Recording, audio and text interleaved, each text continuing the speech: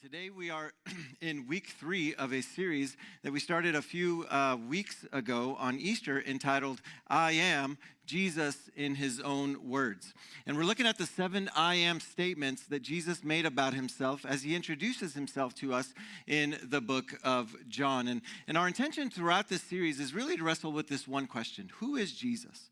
Who is Jesus? And it's important for us to know because Jesus is often quoted by many people. He's often misquoted by so many people all throughout history. Many people have mischaracterized him. Many people have identified certain things to him, philosophies and sayings that he's never said or never ascribed to. In fact, I would say Jesus is probably the most polarizing person to ever live.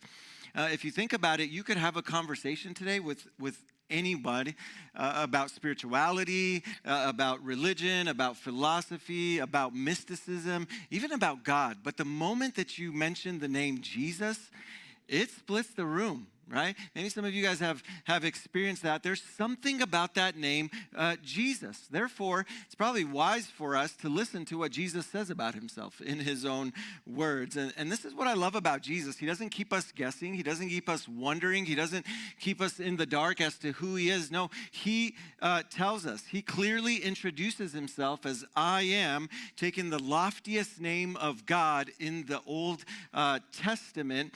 In Hebrew, it would have been the word Yahweh. In the Latin, it would have been the word Jehovah, and he claims that for himself. And by doing so, Jesus is making it very, very clear, in fact, leaving no doubt to the people hearing, to the people reading today, he is God. He's the same God that appeared to Moses in the burning bush. He's the pre-existent one, the self-contained one, the self-sufficient one. He is the great I am. And that term in the Hebrew culture is really synonymous with God.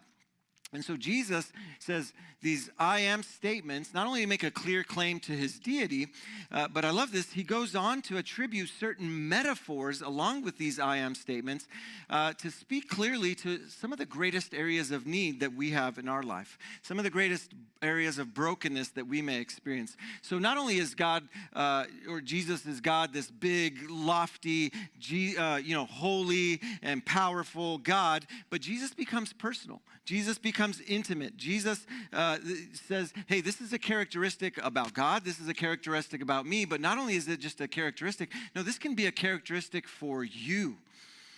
And so last week we looked at Jesus being the bread of life. This week we're going to look at perhaps my favorite out of the 7, and that's this one. We find it in John 8, verse 12. Jesus says, I am, come on, let's say it together, the light of the world. You'll pick up on that. Every time he says the I am, we're going to say the metaphor together. I am the light of the world. Whoever follows me, watch this, will never walk in darkness. I like that. But will have the light of life. I want to start off by telling you a story, and it's a story that many of you will not believe, but I promise you that every single word that I'm about to tell you is true. I was talking to a pastor friend of mine from Camas, and I won't mention you who it was or the church that it was at. It's a great church, and it's a great pastor, good friend of mine. He actually grew up at this church, and many, many years later became the pastor of it. But this is one of the more embarrassing stories of that church, perhaps, maybe the greatest case of misjudgment that I've ever heard in my life. So this pastor was telling me a story, and this happened about 30 to 35 years ago. So just to put that in perspective, like George Bush Sr. was the president back then. And this pastor at the time, my friend was a little kid in the audience, or maybe a middle schooler, but the pastor at the time, he was big into missions. And every Sunday that remembered the persecuted church, this pastor would do something outrageous to point out the reality of what churches all across the world are facing. And so on one of the Sundays, while they're having church, right, everybody's doing their thing, the worship team is up, and they get down, and pastor comes up and he's teaching. All of a sudden, the lights go out, pitch dark, back doors fling open, and a guy runs out. He's dressed in all black. He's got a black ski mask on. He comes up onto the stage. He pulls out a gun. He starts waving around this gun. He hits the pastor. Pastor falls down. and pastor's on the ground, and now he starts mocking and ridiculing the crowd and saying mean things, and now he's like, I don't even want to do it to you guys, but he's like pointing the gun to the crowd, and he says, okay, all you fake Christians, this is not real, and everybody bring your Bibles to the front. I want to see a collection of Bibles here at the front. And he's doing this thing, and he's making this big scene, and all the while people are in full panic mode. Like they're screaming, they're panicking, they're under the pews, they're crying, they're shaking. It's like, what is going on? And obviously some are in just this like freeze, fight or flight mode, freeze, and some people are like, okay, I'm bringing my Bible to the front and all this stuff. Well, my buddy recalls that there was one gentleman who was probably more courageous than others. He was actually, he said, slightly on the autistic spectrum, right? And he gets really upset. And this guy has no fear. And he's like, no, I am not giving you my Bible. No, I'm not. And he just starts yelling. And the guy's like, oh, yeah, he's just kind of trying to ignore this guy. And he just keeps going. I'm not giving you my Bible. I'm not going to give up the Bible. In fact, what he does is surprising. He courageously jumps onto the stage, grabs this guy, tackles him down to the floor, and starts wrestling the gun away from him. Right? Now, right? True story. Come to find out, this gunman was actually a church member planned by the pastor and the leadership and the safety team. By a show of hands, how many of you think that's a great idea, right? Right? So they staged this whole thing, right? Now, but this guy that's on the stage, he's a strong dude. He's really strong, and of course he's overcome by his adrenaline, and so he's wrestling with these guys. He's got the guy in a chokehold, and this guy's like, hey, it's me. Like he's trying to whisper to this guy, it's me. But this guy, no, he won't relent. He's choking this poor man out. Pastor comes over there. He's trying to like break it up. He can't do anything about it until pastor realizes, man, this guy's going to get choked out. This is like this guy is not relenting. So he takes off the ski mask to reveal this person as being one of the church members. And the guy's like, oh. So that's when he releases the hold. Funny story, the pastor then gets up and just proceeds with his missions talk afterwards, doing an altar call, right? I mean, but yeah. What is going on? I mean, this was like the 80s and 90s, wild, wild west, right? My friend said that not one person remained in the pews when the pastor made an altar call. Every single person came up to the front, wailing and crying and screaming they wanted Jesus, right? Now, my pastor friend of mine said that a lot of people needed a significant amount of counseling after that, yeah, right? Surprised the church did not get sued, but I guess, if you want to, this is good for business. There's going to be a lot of counseling appointments for that pastor. But what my friend recalled, and this was what struck me, is he said, the thing kind of after a while, it kind of started to seem like the people were on board with this because security wasn't doing much about it. People were kind of like letting this thing unfold. So they kind of knew something was up considering the pastor's history. However, he said what really got him was the darkness. That when the lights went out and this just kind of sheer chaos and panic and confusion and nobody knew what was going on. And he said he just couldn't get over the darkness. It took him a long time. There was a real fear associated with darkness. And this is the reality that darkness is for all of us. There is an association with fear and with chaos and confusion. It's one of those primal fears that we all have. That's why a lot of kids at night can't sleep without a nightlight on, or they can't fall asleep until they have mommy or daddy sleep with them in bed so that they can fall asleep. Now, if we're really honest this morning, by a show of hands, how many of you adults have night lights, right? Because you can't, yeah, exactly. It's okay. We all do. We all can be terrified of the dark from times to time, right? But for some of us, it's not just a safety issue. It's not just that's the darkness that we're experiencing. Some of us have real darkness in our heart.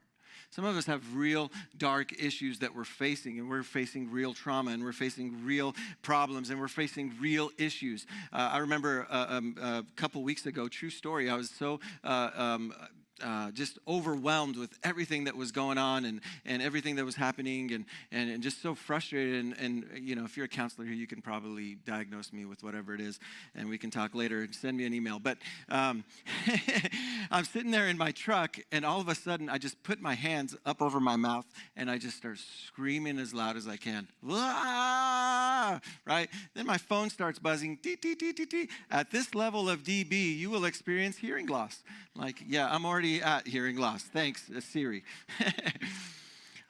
So the Jewish people, for them, this idea of light and darkness is a vivid metaphor. It was an analogy that they would have been accustomed to and resonated with, and it was all throughout the Old Testament, in fact, all throughout some of the other Jewish texts that they would have had, this idea of lightness being contrasted to darkness. In fact, it starts in the very first book of our Bible. Look at this, Genesis 1:1-2. In the beginning, God created the heavens and the earth. Now the earth was formless and empty. Darkness was over the surface of the deep, and the Spirit of God was hovering over the waters. Now, I want you to get the picture, the condition of the world before light shows up, right? It's formless, it was void, it was dark, there's confusion, there's chaos. In fact, in the ancient world, the sea and the darkness represented like the gods of chaos and death.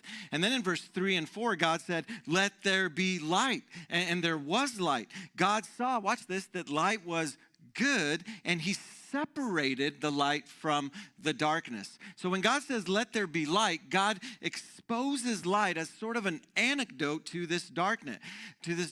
Light comes from God. In fact, the Bible tells us that God is light, and therefore darkness it ceases to be. Darkness can't stand the light. And God says light is good. So this theme kind of gets picked up as a way of communicating good versus evil. In fact, this was another way for them to communicate this idea that the light of God is greater than the darkness of these lower G gods, death and chaos. And so this stark separation between light and darkness is played out all throughout Scripture. They would have got this. Let me give you some examples here as we get going. Here's Psalm 89:15. "Blessed are those who have learned to acclaim you, who walk in the light of your presence, Lord." Daniel 2:2. "He reveals deep and hidden things. He knows what lies in darkness, and light dwells in him." He knows the dark is bad, but the light dwells in him. Psalm 56:13. "For you have delivered me from death and my feet from stumbling, that I may walk before God in the light of life." So death, stumbling, chaos, but God has called us to walk in the light. In fact, a New Testament picks it up as well. He's speaking to believers here. "You are all children of the light and children of the day. We do not belong to the night or to the darkness." We are called, Ephesians 5 tells us, to walk in the light. So this theme we kind of understand, right? It gets played out in a variety of ways in all aspects of life. For instance, when there's a financial or political or ethical wrongdoing is uncovered, what do we say? "Oh, that's good. It's being brought into the light." Right? We commonly associate everything that's beautiful with light, and everything that's ugly, it is associated with darkness. So, crimes, violent crimes, when do they happen? Under darkness, under cover, in the night. My mom used to always to say to us kids, "There's nothing that happens after 12 a.m., after midnight, so you shouldn't be out past 12 a.m., right? She was right. A mother always is. Even when we have near-death experiences, people always talk about seeing the light, like go to the light. In fact, it's kind of funny. French philosopher Voltaire, he said that the Bible wouldn't outlast 100 years past the death of his life. The last words that he used when he died were, "More light, more light." I thought that was kind of funny. But what we have discovered over time in all that is that our physical and emotional well-being is dictated in many terms by this idea of light. Our bodies, our minds, our souls need and require light. This is why we used to, back in the day, torture prisoners by putting them in dark dungeons, and they would have no light. Now, of course, I'm using all these examples as a segue to speak to a spiritual truth, and that is people can't thrive or survive spiritually without sunlight. S-O-N, light. sunlight. Okay, the light of Jesus. We're off to a great start, aren't we? But here's another thing, too, to consider. Light is not always welcoming, right? For instance, when I try to wake up my son in the morning, and he tells me, Dad, 5 more minutes, Dad, 5 more minutes, I'm so tired. Guess what I do? I either flip the light on, right? Then he's like, oh, why'd you do that? Or I just go and pull the shades, and the light just dispels all the darkness. He's like, Dad, put it out, shut it off, turn it off. That'll wake you up, right? So Jesus shows up in the story and says, I am the light of the world. And just like my son, just like some of us, the people are not ready for it. They are blinded by the light. That's actually a funny song, right? Blinded by the light. Okay, that's them. All that to say, okay, it's hard to imagine a more audacious claim for Jesus to make about himself that he is the light of the world.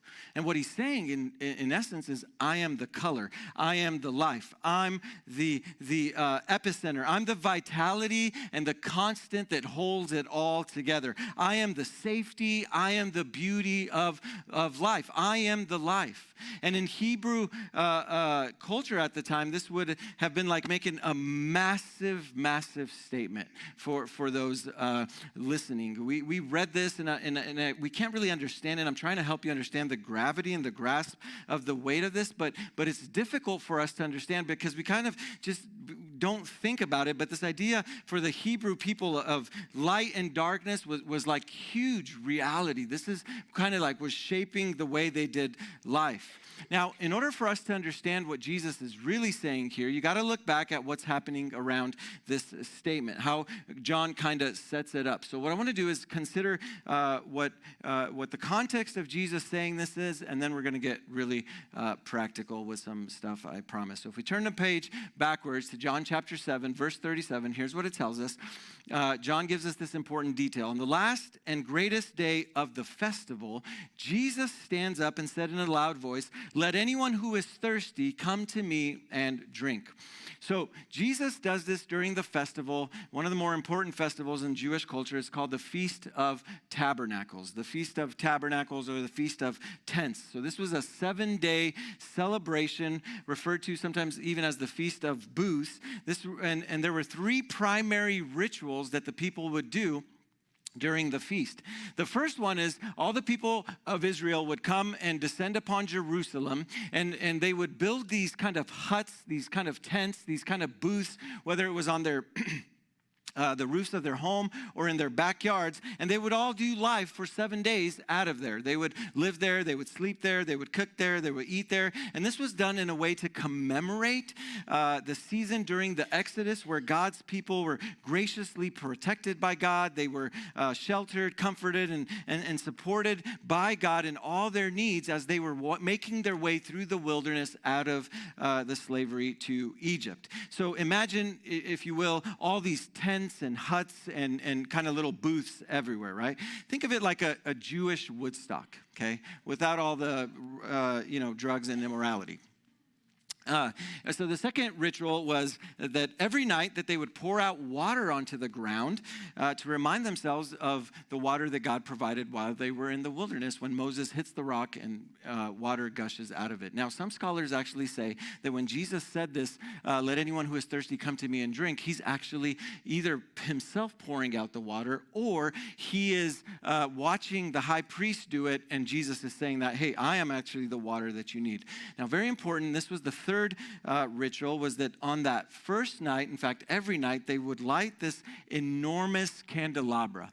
Okay, sometimes up to 4 of them, and this was called the ceremony, the illumination of the temple. So this candelabra, think about it like this. It was like in the shape of a menorah. Okay, and these things were massive and huge, and sometimes as tall as the temple walls. And so you see those little cups at the top of those things. The real one would have held 65 gallons of oil each. So 65 gallons of oil in each of those little top things, and there was a wick out of all of them that was ready to be lit. So, I mean, when these things were lit, all of Jerusalem would have been filled and the light would have been visible everywhere with the glory of the temple. And so what they did as they lit them, all of the wisest, holiest, smartest men, the orchestras would be playing, and they would jump around and they would sing around and they would dance around, singing and shouting praises to their God. So think about this like a gigantic bonfire, if you will, right? And people are dancing and singing, and they're basically having their own Burning Man festival, okay?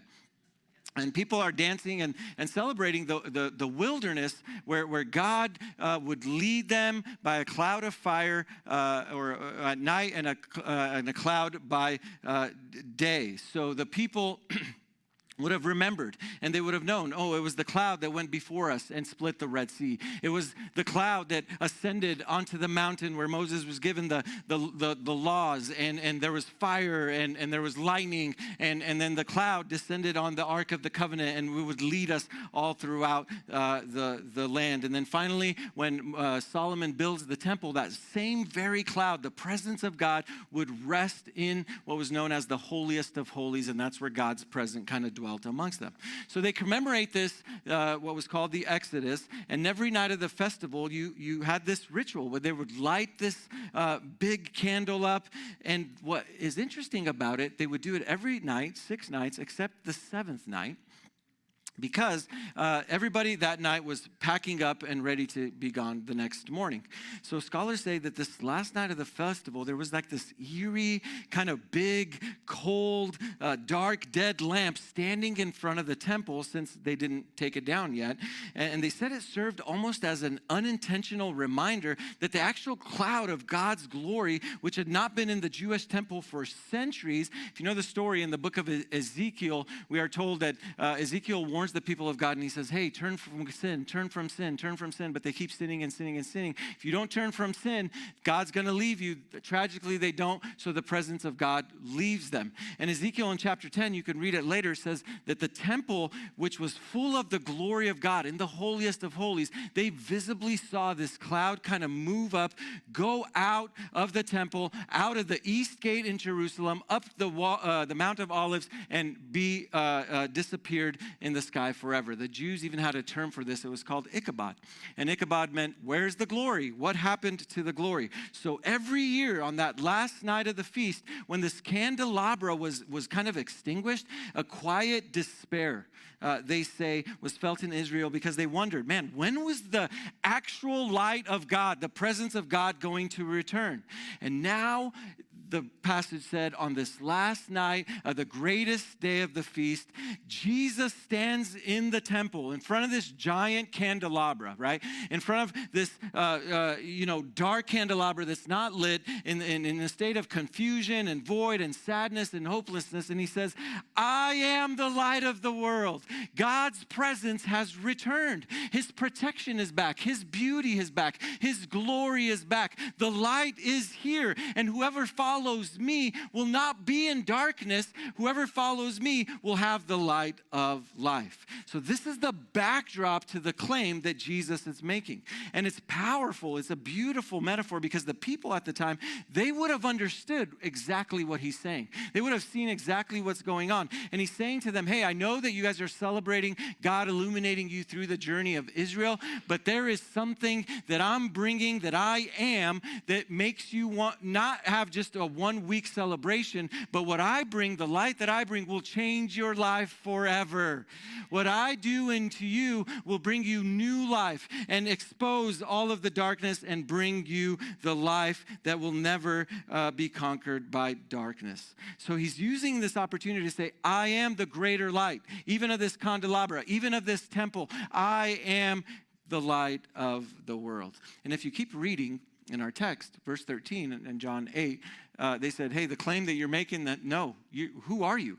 In fact, in verse 20, they say they want to arrest him. They want to kind of take him in, and not because he's a good teacher, not because he's doing all these miracles. They arrest him because he's claiming to be God. I mean, he's claiming to be something that they were waiting for, this Messiah. In fact, that's what actually got him killed, this claim that he was the Messiah, because according to the Jewish literature, light was reserved just for God.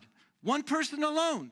And these people would have been like Bible nerds, right? They would have known the biblical accounts and the stories. And so when he says, I am the light, they would have clearly remembered these verses. The Lord is my light and my salvation. The Lord, not man. Isaiah 60, the Lord will be your everlasting light, and your God will be your glory. And he's like in front of the temple, in front of all this thing, and he's like, hey, the glory of God has come back. That's only reserved for the Lord. Micah 7:8, though I sit in darkness, the Lord again will be my light.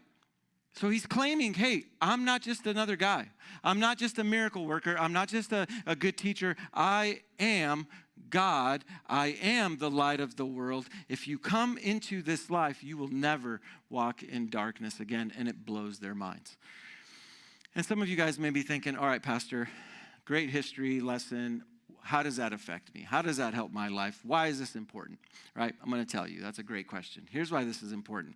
Now, remember I said that the claims of Jesus, when he brings these metaphors to us, always have fulfill a need, fulfill a brokenness, fulfill something inside of us. And I want to show you three things that this light that has come into the world does for us. And John answers this by actually sandwiching two stories in between this claim that Jesus makes. First story, if you got your Bibles, you can turn there, is John chapter 8, verses 1 to 11. And you probably heard the story. It goes something like this. So a woman is brought to Jesus who's caught in the act of adultery, right? Now, strangely, the man in that story, he's not mentioned at all. He either got away or they let him get away. Either case, they absolutely got this kind of double standard as they bring this woman before Jesus. Oh, and by the way, it's probably what we do today in society as well. That's another sermon for another day. But bottom line, here's a woman. So imagine with me, probably half clothed, shamed, ripped out of bed, thrown at the feet of Jesus, probably the darkest day in her life. They lay her there guilty, and the offense that she has committed is an offense that's stonable by to death. So the Pharisees asked Jesus, hey, Jesus, what should we do with her? Now, this is not a sincere question, as you probably already know. This is a trap. They wanted to get Jesus on record either ordering a woman's death or denying the law.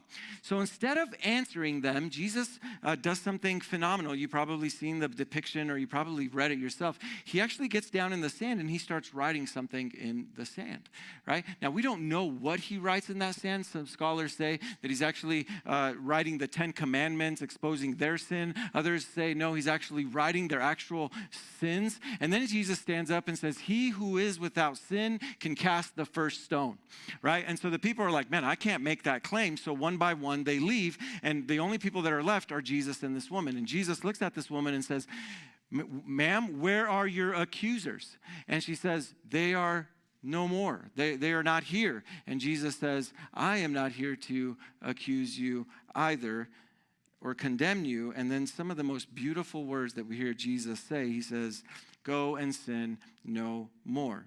So if you're taking notes, this is where we get really practical. Here's the first thing that Jesus as the light does for us. Jesus as the light, he rescues me. He rescues you. He brings us rescue. The Bible tells us that there are a few dark things that we need rescue from. So I want you to write these down. It's kind of subpoints to this main point. Here's the first one. The Bible tells us that we are rescued from a dark world. A dark world. Now, I don't have to rehearse the news for you. You can see it, you experience it, but we live in a dark, broken world. Sin is rampant.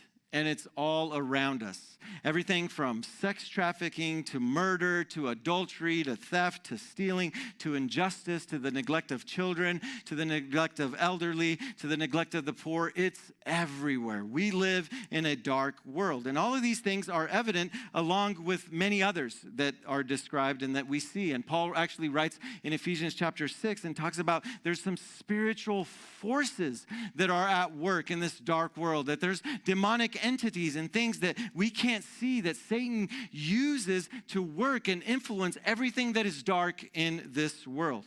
This is how Jesus put it in John chapter 3. Look at these scandalizing words. This is the verdict. Light has come into the world, but people loved darkness instead of light. So they don't want to come to the light. Why? Because they like the dark. They like what they're doing. because their deeds were evil. Everyone who does evil hates the light and will not come into the light for fear that their deeds will be exposed. But whoever lives by the truth comes into the light, so that it may be seen plainly that what they have done has been done in the sight of God. So let me illustrate this for you. You remember how you go into a movie theater and it's kind of dark and you're watching a movie and your eyes kind of adjust to the movie theater, and then when you come out of that movie theater, what happens? Whoa, that's a bright light, right? And we're kind of like confused and we're kind of looking around and we don't know what to do. Why does that happen? Because our eyes are adjusted to the darkness of the movie theater. And so what this is saying, and what I want to encourage you is, don't let your eyes get accustomed to the darkness. Don't get used to the darkness. The light has come to save us from the darkness of this world. When we follow Jesus, we will not walk in darkness anymore. We are now walking in light. Let God's light rescue you from the darkness that you see in the world. Look at Colossians 1. For he has rescued us from the dominion of darkness and brought us into the kingdom of the Son that he loves, the I am, who's claiming I am the light of the world, in whom we have redemption, the forgiveness of sins. That's where we've been rescued for. Here's the second thing we've been rescued from. We've been rescued from a dark heart. A dark heart. Now imagine the scene, if you will. Imagine how dark the hearts of these men are as they're standing there with stones in their hearts, ready to throw at this woman and kill this woman who's caught in adultery. And Jesus points out the darkness in their hearts by writing the sin in the sand. It's almost as if Jesus is saying, hey, you don't have to live this way. There's a better way to live. You don't have to live with this kind of darkness. I've come to rescue you from that.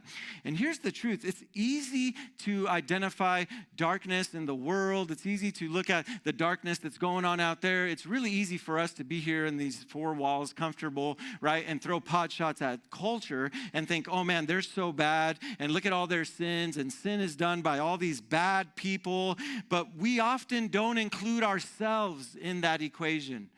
See, it's easy to become aware of others people's shortcomings, but we often fail to become aware of our shortcomings. And the fact is, we have bad hearts as well. And we too are in need of the light that has come to rescue us from these dark hearts. Look at Romans 1:21. For although they knew God, they neither glorified him as God nor gave thanks to him, but their thinking became futile and their foolish hearts were what? Darkened. Here's the third thing the light does. It rescues us from dark deeds. Dark deeds. Ephesians 5, verse 8 to 11. Watch this. For you were once darkness, but now you are light in the Lord. Live as children of light. For the fruit of the light consists in, so when you're living in the light, it produces three things: goodness, righteousness, and truth. That's what that verse tells us. And find out what pleases God. Verse 11, have nothing to do with the fruitless deeds of darkness, but rather expose them. So light exposes the darkness. This is such a beautiful biblical truth and powerful statement for us to remember, and it's important. What this means is, listen everybody, we got to be vulnerable. We got to be authentic. We got to be willing to come out with our shortcomings and bring them in the light.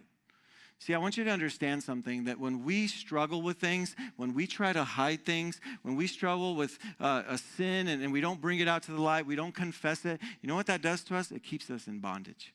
And that's exactly what the devil wants. But there's something powerful and amazing when we bring that into the light, when we confess that to God. In fact, it's even probably more powerful when we find somebody that we trust, who we know is going to carry that burden with us, and we have the confidence that they won't break confidentiality, but that we can share that with them. What happens is that sin no longer has that stronghold on us because we've confessed it and brought it into the light. So let me say it this way. It's okay not to be okay. It's okay to bring these things into the light. It's safe. In fact, it's the safest place in the world. This woman who's caught in adultery, about to be stoned, she's in the safest place that she could ever be because she's in the presence of the light of God.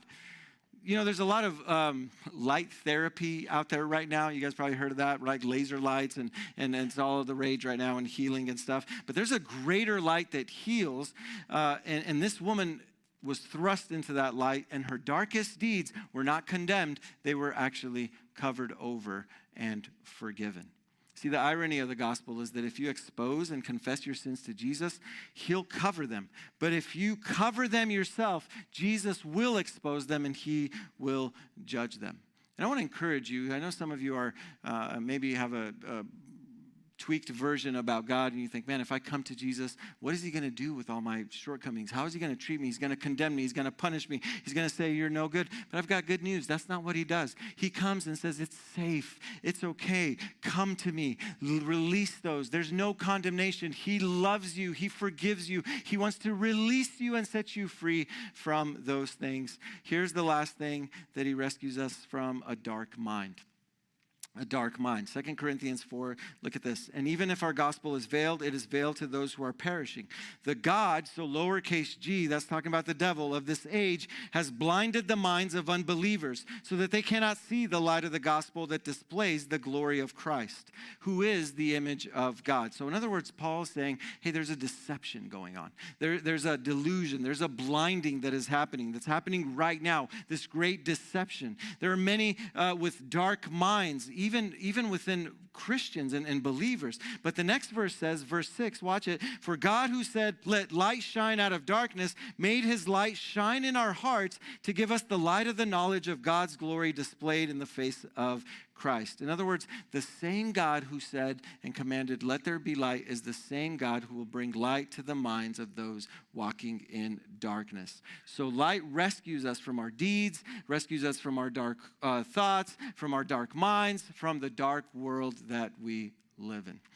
That's the front story of the claim. There's another backstory of the claim, and this is where it becomes really, really amazing. There's this story in John chapter 9 about Jesus healing the sight of a blind man who was born blind from birth. So what happens is, the story goes, Jesus is walking with his disciples, and the disciples see this man, he's begging on the side of the road. And they asked Jesus a question, and they said, God, Jesus, who sinned in this scenario? Was it this blind man, or was it his parents? There was a thought back then in those days that a handicap or an infirmity was caused by some sort of sin, so it was your fault. So they said, well, it was either his fault or it was either his parents. So imagine this man, imagine the guilt, the shame, the exclusion that he's facing. Man, imagine the bitterness he probably has, thinking, maybe it was my parents who sinned. Maybe I sinned. He's just kind of confused. And so while they're having this conversation, Jesus, just to point out who he is, he reminds them and he says, watch this, while I am in the world. So that's an important phrase. We'll come back to that. I am the light of the world. So he says it again so that they know. After saying this, he spits on the ground, made some mud with the saliva, and put it on this man's eyes. So this is really gross, but really beautiful at the same time, okay? Because let me explain this to you. The same hands that created the world and cast the stars into the sky, the same hands that actually created this mud, he actually now picks up this mud and he puts it into this man's eyes. The same voice that spoke the world into creation, that said, let there be light, is the same voice that's going to speak into this man's light and say, let there be light in this man's eyes. And it's not that this man had sight at one point and now somehow miraculously God was able to make it come back. No, this man was born blind, dark from day one. And God says, I'm going to create light because I am light. I'm going to speak light into this man's heart. Listen, everybody, we serve a big God. And God cares about every detail of your life. He cares for this man. When the disciples were like, well, there's nothing we can do. He was born that way. And let's have a philosophical conversation about it. Jesus says, no, I can do something about this because I am the great I am, the one who has come to bring life. Look what he says. Go, he told them, wash in the pool of Siloam. So the man went and washed and came, I love this, came home seeing. And this is not the good part. This is where it actually starts getting good. So the story goes viral.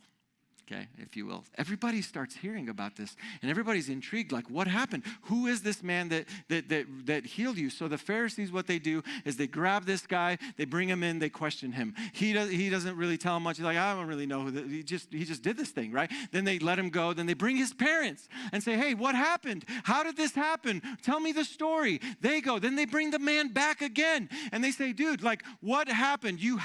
Jesus could not have done this. Jesus is a man. He's a sinner. just like everybody else, make the claim that Jesus is a sinner. And this man's like, hey, I don't know what you're talking about. I don't know if Jesus is a sinner or not. I don't know what's going on. All I know is this: I was once blind, but now I see. That's all I care about.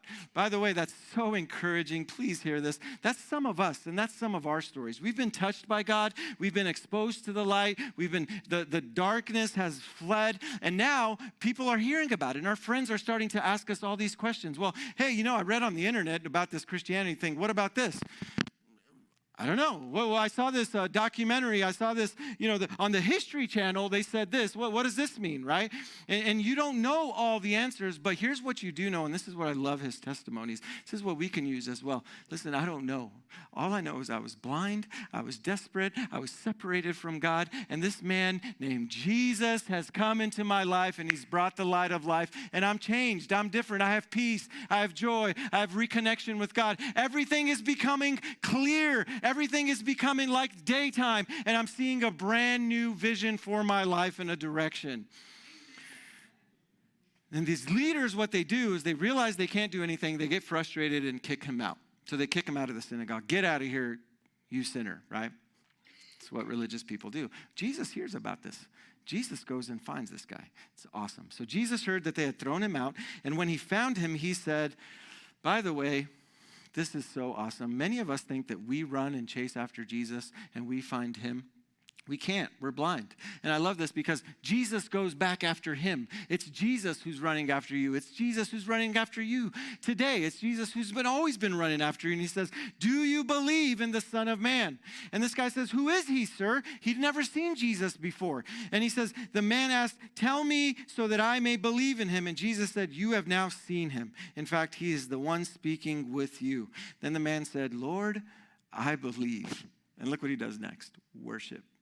Because when God comes and brings clarity to your life, when God comes and heals you, that's the only thing you have left is to worship. That's all we can do. So here's the principle, number 2, write this down. Jesus as the light, he restores sight, everybody. He really does. And I'm not talking about just your physical blindness. I'm talking about your spiritual blindness. Because some of us are blind spiritually. Some of us are dead. And some of us are dead in our trespasses and our sins. And we can't see a way out. And we can't see the way out of the bondage and the pain and the hurt. And we're kind of like blinded by the light. And Jesus says, hey, I can come and restore sight. I can come not only rescue you from that darkness, but I can restore and give you new sight. Jesus brings back light into the darkness. He brings sight when you feel blind.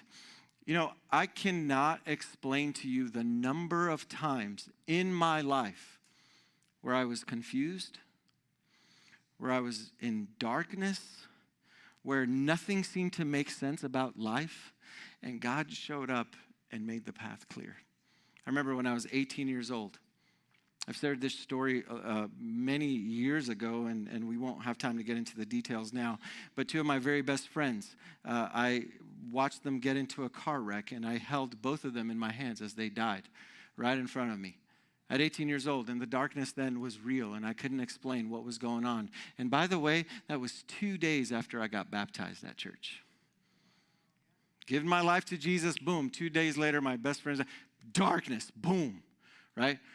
And the light of life guided me through that darkness. If you follow him, you will never walk in darkness. The light came on. I remember a few years ago when I got my health diagnosis, and it was darkness, boom. And I'm like, oh my, what does this mean? What is happening? What is life going to look like? And I was struggling, and I went into depression, and I spiraled, and I thought, man, this is really bad, until light came in.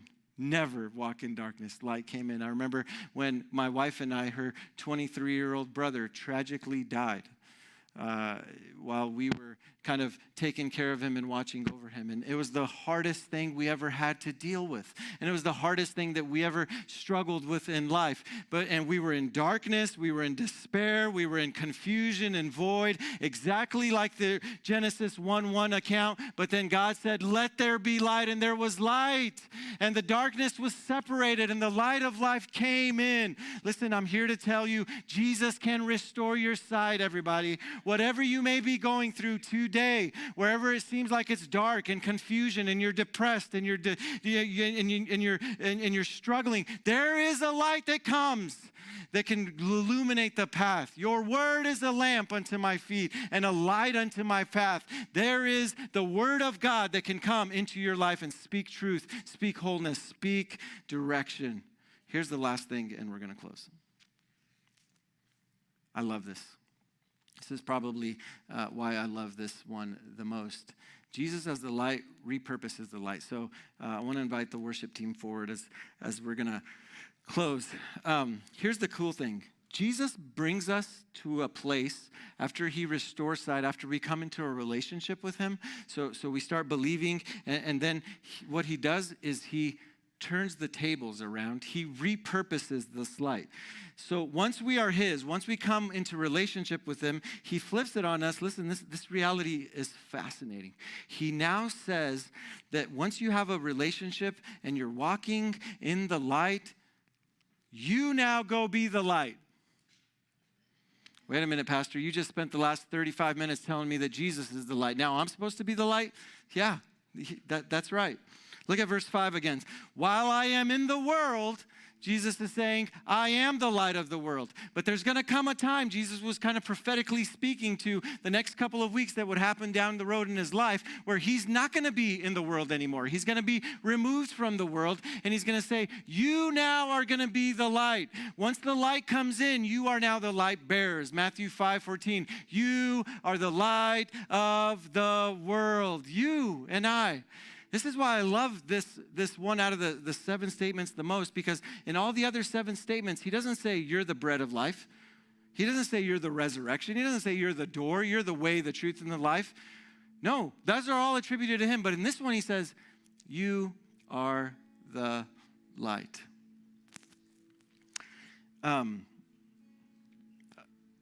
Last night, I received a text message from a friend. And she says, sorry to inform you, our dear friend, and he gave me the names, brother, who we all knew by the name of Joe, died of a sudden heart attack.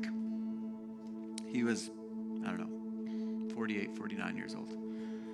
And his 15-year-old son finds him collapsed, trying to do CPR. They're out somewhere remote. They can't get the ambulance in time. Ambulance shows up. They're coding.